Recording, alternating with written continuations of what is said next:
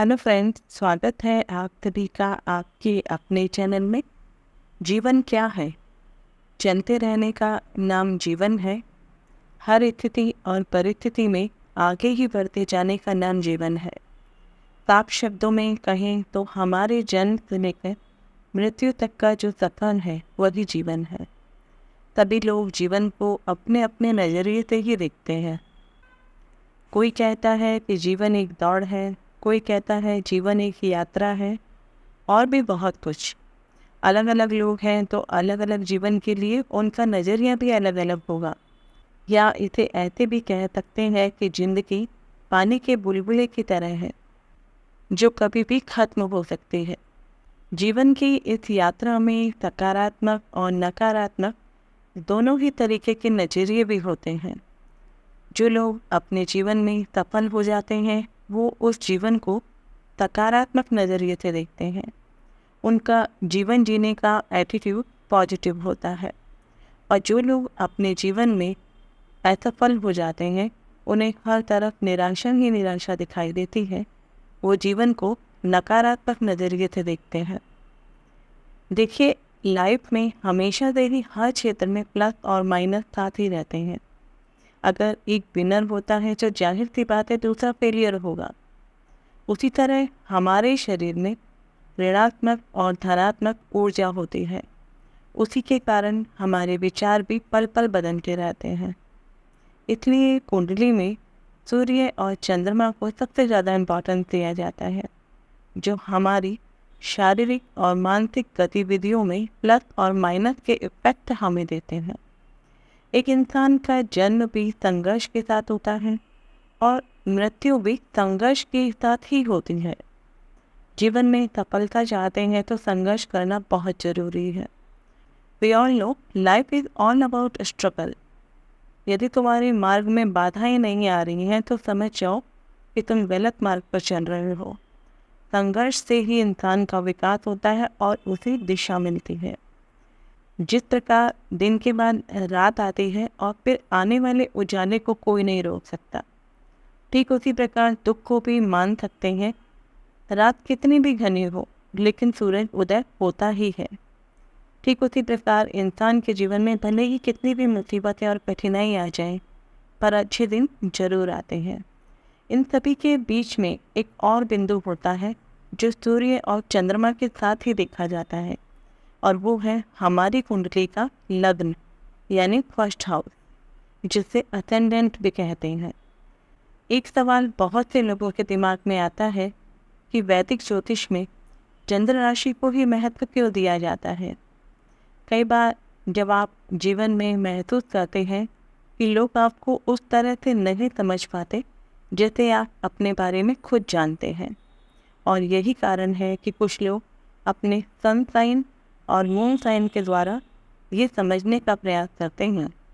वैदिक ज्योतिष में चंद्र राशि को सूर्य राशि से अधिक नहीं तो समान रूप से महत्वपूर्ण तो माना जाता है, क्योंकि ये किसी के भी व्यक्तित्व और भविष्य की घटनाओं को बहुत क्लोजली और एक्यूरेटली प्रेडिक्ट करने में हेल्प करते हैं।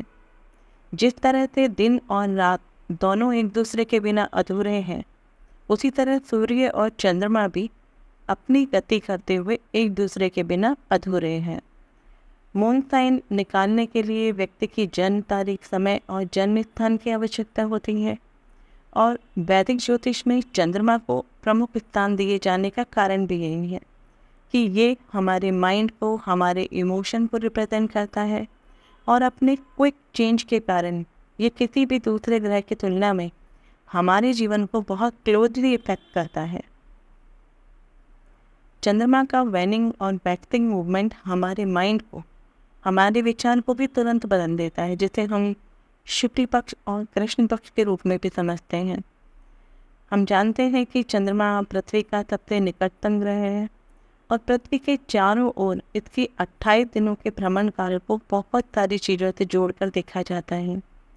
चंद्रमा किसी के भी मेंटल हेल्थ को, मेंटल एट्रीब्यूट को, आपके नेचर को, आपके इंटरेस्ट, आपकी पसंद नापसंद के कारण आपके आंतरिक गुणों को रिप्रेजेंट करता है, जिसे हम इनर क्वालिटी से जोड़ते हैं। इसलिए ये किसी के भी मानसिक स्वास्थ्य और मानसिक शांति को भी दर्शाता है। एक ऐसा सच जिसे केवल आप जानते हैं खुद के लिए, जो दुनिया के सामने नहीं आता। जबकि सूर्य से आप खुद को दुनिया के सामने लेकर आते हैं। हमारी आउटर बॉडी, हमारी फिजिकल हेल्थ या एट्रीब्यूट दुनिया को दिखाई देता है। एक सवाल ये भी आता है कि सूर्य राशि और चंद्र राशि में क्या फ़र्क है। ऐसा माना जाता है कि सूर्य सबसे शक्तिशाली है, जिसका इंसान पे सबसे गहरा प्रभाव है। सूर्य आत्मा से इंसान को जोड़ता है, इसलिए आत्मकारक भी कहलाता है और इसीलिए ये किसी भी इंसान के जीवन पर अपना गहरा प्रभाव डालता है। ये हमारे इनर सेल्फ की तुलना में हमारी आउटर पर्सनालिटी के लिए ज़्यादा कंसर्न रहता है। सूर्य हम जानते हैं एक राशि में लगभग 30 दिनों तक रहता है, इसलिए किसी के भी व्यक्तित्व का निर्धारण उसकी जन्म तिथि और सूर्य राशि को ज्योतिष में उपयोग करके किया जाता है। दूसरी ओर चंद्रमा को राशि परिवर्तन करने में लगभग 2.5 दिन लगते हैं, जो फास्टेस्ट प्लैनेट भी होता है और इसीलिए ये हमें हमारे दिमाग पर फिजिकल, साइकोलॉजिकल और सुपरनैचुरल जो भी इन्फ्लुएंस होता है, जो भी इफेक्ट होता है, उसके उस प्रभाव को डीपली समझने में मदद करता है। सूर्य किसी के आउटर पर्सनालिटी को इंडिकेट करता है। जिस तरह आप खुद को दुनिया के सामने लेकर आते हैं, उसी तरह चंद्रमा आपके आंतरिक स्वयं यानी इनर सेल्फ को रिप्रेजेंट करता है कि वास्तविकता में आप क्या हो, कहते हो। कई बार लोग अपने पर्सनालिटी ट्रेट का विश्लेषण करते समय कंफ्यूज हो जाते हैं कि वास्तविकता में उनको सूर्य की राशि को कंसीडर करना चाहिए या मून साइन को कंसीडर करना चाहिए। वेस्टर्न एस्ट्रोलॉजर इसके लिए मोस्टली सन साइन को मानते हैं, जबकि वैदिक ज्योतिष को मानने वाले मून साइन को कंसीडर करते हैं। फिर भी इनमें कुछ अन्य लोग भी हैं जो लग्न को कंसीडर करते हैं, जिसे लग्न भाव या असेंडेंट कहते हैं, लेकिन ऐसे बहुत कम लोग हैं। इसी कन्फ्यूज़न में कई बार तीनों को भी कंसीडर किया जाता है, तो कई बार इनको मिस कर दिया जाता है। लेकिन वास्तविकता में जब हम एक वास्तविक जीवन की बात करते हैं, तो इसमें हमें पॉजिटिव और नेगेटिव दोनों ही रूप देखने को मिलते हैं। दोनों की ही ऋणात्मक और धनात्मक ऊर्जा हमें देखने को मिलती है। ऐसे में इन तीनों में से किसे कंसीडर किया जाए, इसमें कन्फ्यूजन क्रिएट होना स्वाभाविक है। लेकिन एक चीज़ हमें समझनी पड़ेगी, एक ऋणात्मक ऊर्जा या एनर्जी जब धनात्मक ऊर्जा की तरफ बढ़ती है या धनात्मक ऊर्जा ऋणात्मक ऊर्जा की तरफ बढ़ती है, तो एक ऐसा समय आता है या इन दोनों के बीच एक ऐसा बिंदु होता है जो दोनों को मिलाता है। जैसे दो शहरों की जो सीमा होती है जहाँ दोनों मिलते हैं, तो ऐसे उस बिंदु को आप क्या कहेंगे? मेडिटेशन करने वाले इसे बहुत अच्छे से समझ सकते हैं कि जब इडा नाड़ी और पिंगला नाड़ी को बैलेंस करना हो तो सुषुम्ना नाड़ी अपने आप बैलेंस हो जाती है। उसी तरह से सूर्य और चंद्रमा के साथ साथ लग्न को भी कंसीडर करना बहुत ज़रूरी है, जहाँ व्यक्ति के ऋणात्मक और धनात्मक दोनों ऊर्जाएं देखी जा सकती है। यानी वो लग्न ही है जो आपको सुख और दुख दोनों दे सकता है। अब सवाल आता है कि लग्न में सुख की मात्रा ज़्यादा होगी या दुख की मात्रा, क्योंकि लग्न को मोस्ट इम्पॉर्टेंट हाउस कहा जाता है, क्योंकि ये धर्म त्रिकोण हाउस भी होता है और केंद्र त्रिकोण हाउस भी होता है, जहाँ से हम सुख की कल्पना करते हैं। लेकिन अगर दुख की बात की जाए तो दुख को 2 स्थान के रूप में देखा जाता है, यानी कि 6, 8, 12 भाव के रूप में देखा जाता है, जहाँ से हमें हर तरीके के दुख देखने को मिलते हैं। लेकिन जितने भी 2 स्थान हैं वो ज़रूरी नहीं है कि वो हमें दुख ही दें। कोई कंपटीशन की बात हो या फिर कोई मेडिटेशन की बात हो, किसी भी तरीके की रिसर्च की बात हो, या फिर आपका फॉरेन ट्रैवल हो, तो ऐसे में यही जो 2 स्थान हैं, ये तीनों जो त्रिक स्थान है, यहाँ से हमें फ़ायदा भी होता है।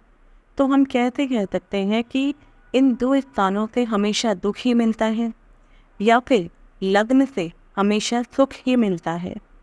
तो इस टॉपिक के लिए इसकी चर्चा हम नेक्स्ट वीडियो में करेंगे। आशा करती हूँ आपको ये एजुकेशनल वीडियो ज़रूर पसंद आया होगा, तो इसे लाइक करें, शेयर करें। और चैनल पर पहली बार आए हैं, पहली बार मुझे सुन रहे हैं और ज्योतिष की अधिक जानकारी पाना चाहते हैं, तो चैनल को सब्सक्राइब करना ना भूलें। मिलते हैं एक और ज्योतिष की नई इंटरेस्टिंग जानकारी के साथ। तब तक अपना और अपने परिवार का ख्याल रखें, सुरक्षित रहें। जय हिंद, जय भारत।